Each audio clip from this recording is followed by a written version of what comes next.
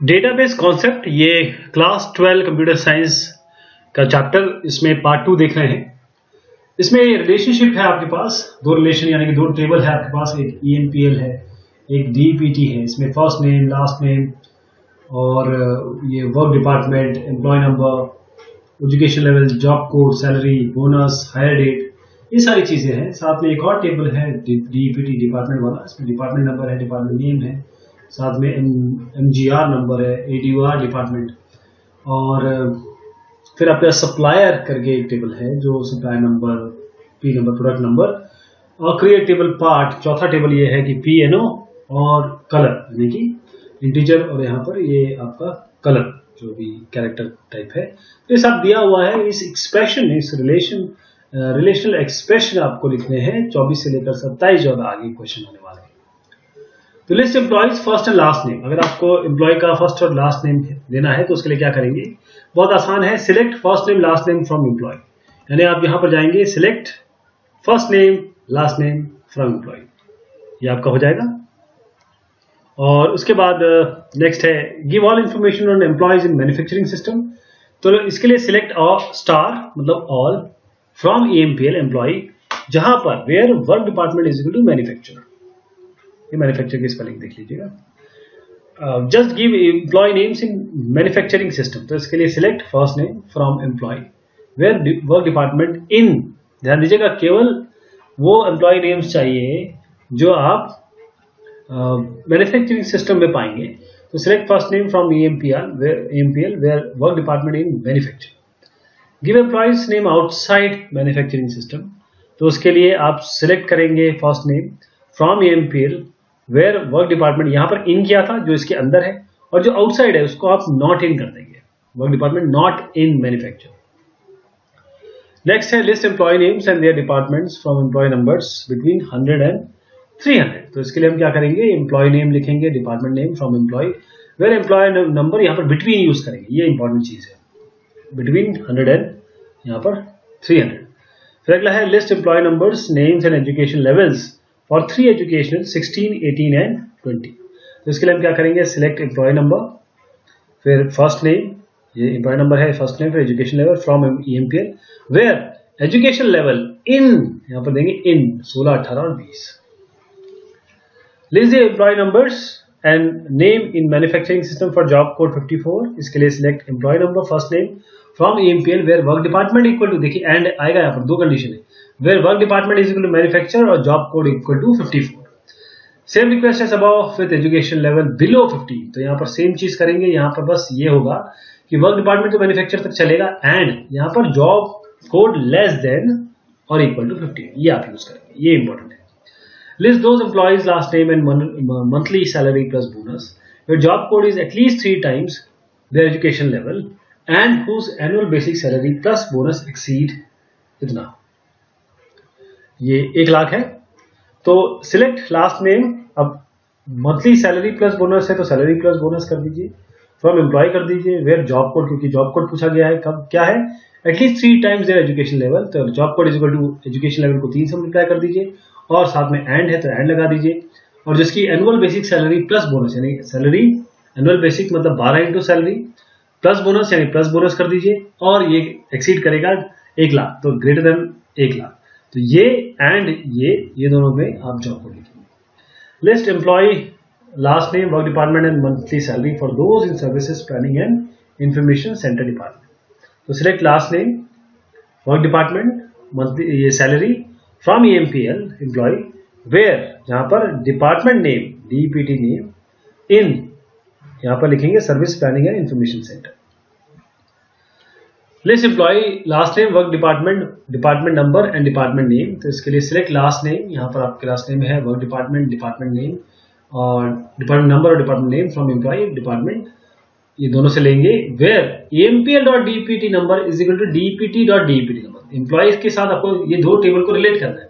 अब दो टेबल को आप, क्योंकि दो अलग अलग टेबल की बात कर रहे हैं, दो टेबल को कैसे रिलेट करेंगे, तो जो एम्प्लॉय का डिपार्टमेंट नंबर है और डिपार्टमेंट का डिपार्टमेंट नंबर है, इससे रिलेट हो जाएगा, और ये सारी चीजें आ जाएगी। Which employees earn more than their manager, कौन सा एम्प्लॉय से ज्यादा अर्न करता है मैनेजर से, तो हम एम्प्लॉय नेम MPL वहां पर लेंगे, जहां पर empl.mgr id, मैनेजर टेबल में भी जाएंगे, EMPL मतलब EMPL वाला जो टेबल है एम्प्लॉय और मैनेजर टेबल है, तो इसमें दोनों में मैनेजर आईडी है आपके पास, तो इसकी EMPL की मैनेजर आईडी और मैनेजर की मैनेजर आईडी दोनों बराबर होगी, और साथ में एम्प्लॉय डॉट सैलरी, इसकी सैलरी मैनेजर डॉट सैलरी से ज्यादा होनी चाहिए। List suppliers who supply only red parts, तो select supplier name from supplier, इस टेबल का यूज करेंगे जहां पर कलर को रेड बता देंगे। फिर what is meant by functional dependency, give example of functional dependence. Functional dependency का मतलब ये होता है कि जब एक एट्रीब्यूट, इसको इस तरीके देखिए, ये एट्रीब्यूट है यानी कि ये कॉलम दूसरे कॉलम को यूनिकली आइडेंटिफाई करता है। फंक्शनल डिपेंडेंसी तब होती है जब एक एट्रीब्यूट एक रिलेशन में यूनिकली आइडेंटिफाई या डिटरमाइन करता है दूसरे एट्रीब्यूट को। इसको हम लिखते हैं ए बी को क्या करता है, इसमें ये समझ लीजिए कि बी फंक्शनली डिपेंडेंट है ए में, तो ए बी को आइडेंटिफाई करता है यूनिकली। जैसे एक टेबल लिस्टिंग एम्प्लॉय कैरेक्टरिस्टिक जिसमें आपका सोशल सिक्योरिटी नंबर है और नाम है, तो हम देख सकते हैं कि नेम पूरी तरीके से डिपेंडेंट है सोशल सिक्योरिटी नंबर पे। जैसे आपका नाम या आपके और कैरेक्टरिस्टिक्स एट्रीब्यूट्स किस पे डिपेंडेंट है, आपके आधार नंबर पे, आपके पैन नंबर पे। क्यों? क्योंकि एम्प्लॉय नेम यूनिकली डिटरमाइन होता है एसएसएन से, सबके पूरे जिसके भी सोशल सिक्योरिटी नंबर किसी क्षेत्र में होंगे या पूरे कंट्री में होंगे वो बिल्कुल यूनिक होंगे। और यूनिक स्टेट अगर आप रिवर्स स्टेटमेंट ले लें, name is function, SSN is functionally dependent on name, यानी सोशल सिक्योरिटी नंबर नाम पे डिपेंडेंट होता है, ये बिल्कुल सही नहीं है। क्यों? क्योंकि आपको हर दूसरा आदमी अमित मिल जाएगा, हर तीसरा आदमी अजय मिल जाएगा, हर फोर्थ फीमेल दीप्ति मिल जाएगी, हर एट्थ जया मिल जाएगी। तो सारे के सारे नाम इतने कॉमन है हमारे इसमें कि आपको नाम से हम कभी भी आइडेंटिफाई नहीं कर सकते यूनिकली। अब शॉर्ट आंसर क्वेश्चन देखते हैं। Draw diagram explaining various level of abstraction, तो हम ये ऑलरेडी बात कर चुके हैं। सबसे पहले आपका यहाँ पर एक्सटर्नल है व्यू 1 व्यू 2 व्यू 3, ये आप देख रहे हैं, आप यहाँ खड़े हैं, आप इसे देख रहे हैं। कॉन्सेप्चुअल लेवल बीच में, और सबसे जो एक्चुअल स्टोरेज होता है उसे हम फिजिकल लेवल कहते हैं। ये 3 लेवल है डेटा एब्स्ट्रैक्शन के। डेटा इंडिपेंडेंट और इंडिपेंडेंस क्या होता है, डेटा इंडिपेंडेंस कैपेबिलिटी का एक लिस्ट बनाइए। तो डेटा इंडिपेंडेंस ये एबिलिटी है ताकि आप स्कीम या स्कीमा को एक लेवल पे अगर चेंज कर रहे हैं तो दूसरे लेवल पे कोई इफेक्ट ना हो। तो डेटा इंडिपेंडेंस कैपेबिलिटी में फिजिकल डेटा इंडिपेंडेंस है, लॉजिकल डेटा इंडिपेंडेंस है। फिजिकल डेटा इंडिपेंडेंस की ये फैसिलिटी होती है या एबिलिटी होती है ताकि आप स्कीम को मॉडिफाई करें फिजिकल लेवल पे बगैर अफेक्ट किए किसी स्कीम में जो उसके बाद आती है फाइनल कॉन्सेप्चुअल लेवल पे। लॉजिकल लेवल और या लॉजिकल डेटा इंडिपेंडेंस की ये एबिलिटी है कि आप कॉन्सेप्चुअल स्कीमा को या स्कीम को मॉडिफाई करें बगैर कोई चेंज हुए उसके बाद जो व्यू लेवल्स में आ रहे हैं। What are the main difference between a file processing system and database management system? देखिए, फाइल प्रोसेसिंग सिस्टम में बहुत सारी दिक्कतें थी जो डेटाबेस मैनेजमेंट सिस्टम में आ गई, लेकिन अब मैं आपको बताऊं मोंगोडीबी या इस तरीके की मैंने बात की थी, वो सारे के सारे अब हम दोबारा इस पे आ गए।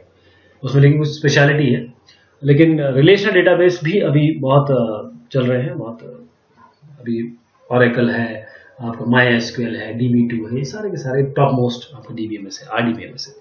तो इसमें अंतर देखते हैं फाइल प्रोसेसिंग सिस्टम और डेटाबेस मैनेजमेंट सिस्टम में।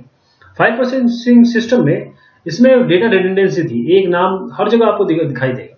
ऐसे यहाँ पर डेटाबेस मैनेजमेंट सिस्टम DBMS में आपको डेटा रिडंडेंसी नहीं मिलती। डेटा इनसिक्योर है, फाइल के सिस्टम में है। डेटाबेस मैनेजमेंट सिस्टम में एक स्कीम है, आपको प्रॉपर यूजर नेम, पासवर्ड, तमाम तरह के इंक्रिप्शन, ये सारी चीजें मिलती है। फाइल प्रोसेसिंग सिस्टम में आप डेटा परमानेंटली स्टोर नहीं कर सकते, जबकि कर भी सकते हैं लेकिन इतना अमूमन हम नहीं करते, और यहां पर हम डेटा परमानेंटली स्टोर करते हैं। अब फाइल प्रोसेसिंग सिस्टम में हम ना ही चेंज कर सकते हैं ना ही एक्सेस कर सकते हैं फाइल ओरिएंटेड डेटा, जबकि यहां पर तो हम चेंज भी कर सकते हैं, एक्सेस भी कर सकते हैं। DBMS कैन नॉट रिकॉल और रिकवर फाइल ओरिएंटेड डेटा, हम ना रिकॉल कर सकते हैं ना रिकवर कर सकते हैं, यानी कोई रिकॉलिंग मैकेनिज्म नहीं है अगर कुछ लॉस हो गया तो।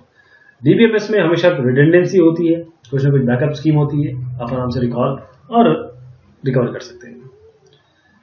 ये जो चैप्टर है इसने डिस्क्राइब किया कुछ एडवांटेज डेटाबेस सिस्टम के, डिसएडवांटेज क्या है ये तो बताइए। डिसएडवांटेज बताने, डिसएडवांटेज का मतलब ये है कि अगर आपने अच्छे कंट्रोल नहीं दिए तो सिक्योरिटी कॉम्प्रोमाइज हो जाएगी, अगर आपने अच्छे कंट्रोल नहीं दिए तो इंटीग्रिटी कॉम्प्रोमाइज हो जाएगी, मतलब आपके अकाउंट में 10 लाख रुपए है वो 10 लाख की जगह 10,000 दिखाएगा, ये प्रॉब्लम है इसमें। अब एक्स्ट्रा हार्डवेयर में भी रिक्वायर्ड, आपको जरूरत पड़ेगी एक्स्ट्रा हार्डवेयर की, आपको रिट्रीव करनी है चीजें, आपको चीजों को मान लीजिए बैकअप में रखना है, और क्योंकि डेटाबेस छोटे नहीं होते हैं, अब लाखों करोड़, मान लीजिए फेसबुक या आप गूगल का उठा लीजिए, यूट्यूब उठा लीजिए, कितना क्या डेटा है उसमें, लाखों करोड़ों लोग उसमें जुड़े हुए, पूरा विश्व जुड़ा हुआ है, तो उसमें क्या करेंगे, हार्डवेयर आपको चाहिए होगा। और परफॉर्मेंस ओवरहेड तो इसमें है क्योंकि आप एक नॉर्मल फाइल नहीं ले रहे हैं, आपके पास एक डेटाबेस मैनेजमेंट सिस्टम है, एक आप सर्वर लगाएंगे, उसमें आप लिंक करेंगे, उसके बाद आप जैसे ओरेकल सर्वर है, अब डेटाबेस मैनेजमेंट सर्वर है, अगर आप उसको अब हर कुछ तो वेबसाइट पे हो रहा है, वेब बेस्ड हो रहा है, तो वहां पर भी आपको एक्स्ट्रा ओवरहेड लगेगी और कॉम्प्लेक्स सिस्टम होता है बस, लेकिन एक बार समझ जाए तो बहुत ही आपका काम बहुत आसान हो जाता है। Explain difference between physical and logical data independence, इसके बारे में हम बात कर चुके थे, फिजिकल डेटा इंडिपेंडेंस और लॉजिकल डेटा इंडिपेंडेंस पे। तो ये फिजिकल डेटा इंडिपेंडेंस का मतलब ये है कि ये मॉडिफाई करता है स्कीम जो फिजिकल लेवल के बाद होती है बगैर इफेक्ट किए जो उसके बाद आती है कॉन्सेप्चुअल लेवल तक। यहाँ पर लॉजिकल इंडिपेंडेंस में ये मॉडिफाई करता है कॉन्सेप्चुअल स्कीम बगैर उसके बाद जो, या जैसे फ्यू लेवल्स के तक आ रहा है उसको बगैर इफेक्ट किए हुए। ये थोड़ा मुश्किल है इसको अचीव करना, ये भी थोड़ा सा ये वाला थोड़ा सा मुश्किल है, ये थोड़ा सा कम डिफिकल्ट है इसके बनिस्बत, वैसे ये भी डिफिकल्ट है लेकिन ये थोड़ा सा ज्यादा डिफिकल्ट है क्योंकि यहाँ लॉजिकल डेटा इंडिपेंडेंस है, यहाँ फिजिकल में आपको एक्चुअल फिजिकल डेटा मिल रहा है, और यहाँ पर है application programs are not heavily dependent on the physical structure of the database. Application program physical structure पर नहीं डिपेंडेंट होते हैं, लेकिन एप्लीकेशन प्रोग्राम पूरी तरीके से बहुत ज्यादा डिपेंडेंट होते हैं लॉजिकल स्ट्रक्चर। डिफरेंस बताइए 3 लेवल ऑफ डेटा एब्स्ट्रैक्शन में, इंटरनल लेवल, कॉन्सेप्चुअल लेवल और एक्सटर्नल लेवल। इंटरनल लेवल बताता है किस तरीके से डेटा एक्चुअली स्टोर है आपके स्टोरेज मीडियम में, आपके हार्ड ड्राइव में, आपके कोई बैकअप सिस्टम में, आपके जो एक्सटर्नल ड्राइव है। कॉन्सेप्चुअल लेवल ये बताता है कि कौन सा डेटा एक्चुअल स्टोर है डेटाबेस में और उसकी रिलेशनशिप क्या है, डेटा के बीच में रिलेशनशिप क्या है। एक्सटर्नल डेटा ये कंसर्न किस चीज से है, जो डेटा यूजर को दिखाई देगा, मतलब आपको और मुझे दिखाई देगा। इंटरनल लेवल की बात करें तो इस लेवल पे बहुत कॉम्प्लेक्स एकदम लो लेवल पे चले गए तो डेटा स्ट्रक्चर को हाँ बड़ा कॉम्प्लेक्स लेवल पे आपकी डेटा स्ट्रक्चर डिस्क्राइब होता है। कॉन्सेप्चुअल लेवल पे अगर आप आएंगे तो जो डेटाबेस है इसको हम लॉजिकली थोड़े कम डेटा स्ट्रक्चर के हिसाब से दिखाते हैं, और जब एक्सटर्नल लेवल पे आएंगे तो जो डेटाबेस रिलेवेंट है यूजर को वही यहाँ पर दिखाई देगा। रिलेशन क्या होता है, डिफरेंस क्या है ट्यूपल और एट्रीब्यूट में, तो पहले इस तरीके से समझा दूं, ये ऑलरेडी हम कई बार डिस्कस कर चुके हैं। अच्छा चलिए यही देख लीजिए, ये टेबल है आपका। इस टेबल में मान लीजिए एक बार के लिए सोच लीजिए ये 6वें क्वेश्चन का आंसर नहीं है, ये एक टेबल है। तो ये जो आप देख रहे हैं इंटरनल लेवल, कॉन्सेप्चुअल लेवल और एक्सटर्नल लेवल, ये आपके क्या हो गए, ये आपके कॉलम हो गए, तो इसको हम एट्रीब्यूट कहते हैं। ये 2 रोज हैं इस टेबल में, इसको हम कहेंगे ट्यूपल्स, रो या ट्यूपल। तो रिलेशन एक 2 डायमेंशनल टेबल है, उसमें जो रोज होते हैं इसको और इसको हम कहेंगे कि ये ट्यूपल्स है, ये तीनों को हम करेंगे कि ये कॉलम्स है। तो जो रो है वो एक रिकॉर्ड दिखाता है और रो एक रिलेशन के हमें अलग अलग ट्यूपल्स दिखाता है। रिलेशन क्या है, इसकी प्रॉपर्टीज बताइए। रिलेशन जैसे भी हमने देखा एक 2 डायमेंशनल टेबल है, इसमें रोज होते हैं या ट्यूपल्स होते हैं, इसमें कॉलम्स होते हैं या एट्रीब्यूट्स होते हैं। तो रिलेशनशिप की क्या और या रिलेशन की आरडीबीएमएस में जैसे रिलेशनल डेटाबेस मैनेजमेंट सिस्टम होता है तो इसकी प्रॉपर्टी क्या है, किसी भी कॉलम में ये सारे मेंबर एक जैसे होंगे, मतलब एक कॉलम में सारे मेंबर एक जैसे होंगे, ओके।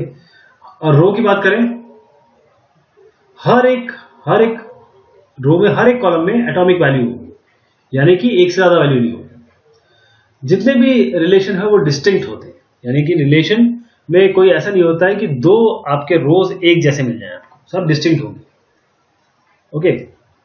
जो ऑर्डरिंग होगी ये इमटेरियल होगी, यानी कि आप इस कॉलम को उठा के यहां रख सकते हैं, इस कॉलम को उठा के यहां रख सकते हैं, ऑर्डरिंग से कोई मतलब नहीं होगा। रोड नंबर 1 को 5 पे ले जाइए, 3 को 4 पे ले जाइए, तब ये चीजें सेम रहेगी।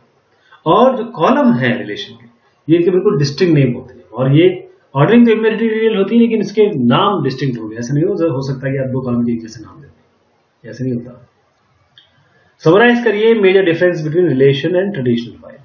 तो file system, database management system तभी तो आया जब फाइल सिस्टम में कुछ कमियां थी। तो फाइल लोकली काम करती है, जबकि डीबीएमएस डायरेक्टली डेटाबेस में डालता है आपके कंटेंट को।